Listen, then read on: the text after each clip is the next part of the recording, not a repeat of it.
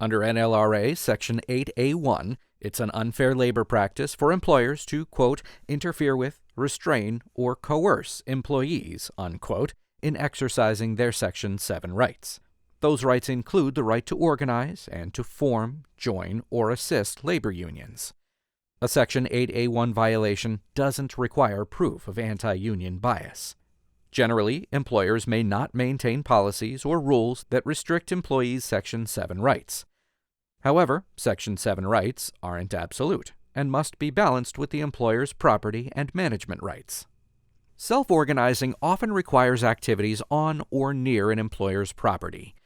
Let's consider some ways that an employer may have to accommodate this activity. A union was attempting to organize a manufacturing company's employees.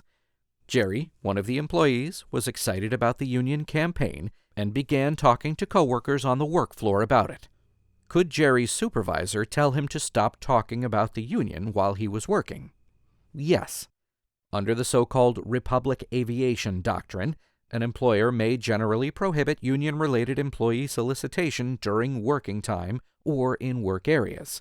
But an employer may not prohibit employee union solicitation in non-work areas or during non-working time. Therefore, Jerry's employer would have to allow him to discuss the union in the cafeteria during his lunch break.